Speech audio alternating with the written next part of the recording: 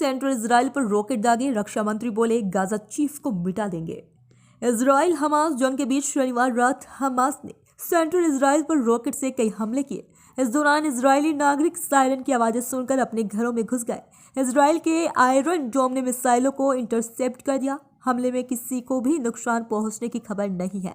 दूसरी तरफ इजराइल के रक्षा मंत्री योव गैलेंट ने कहा कि उनकी सेना हमास के गाजा चीफ याह्या सिनवार को मिटा देंगे।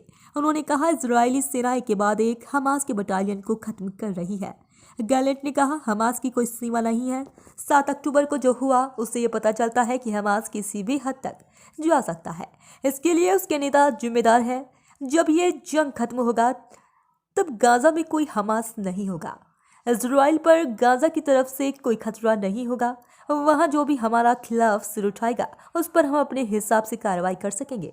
शनिवार को व्हाइट हाउस के पास फ्रीडम प्लाजा पर करीब 10,000 लोगों ने प्रो फिलिस्तीनी प्रदर्शन के रैली के दौरान प्रदर्शनकारी फिलिस्तीन को आज़ाद के लिए नारे लगाते नजर आए। इस दौरान कुछ लोगों ने इजराइल के खिलाफ इंतफादा की मांग भी उठाई। लोगों ने कहा उन्हें यहूदी देश नहीं बल्कि 1948 चाहिए, जब अरब देशों ने मिलकर इजराइल पर हमला किया था। दूसरी तरफ अमेरिकी राष्ट्रपति जो बाइडेन ने कहा कि जो इजराइल हमास जंग को मानवीय कारणों के से कुछ समय के लिए रोकने के विषय पर बातचीत आगे बढ़ी है।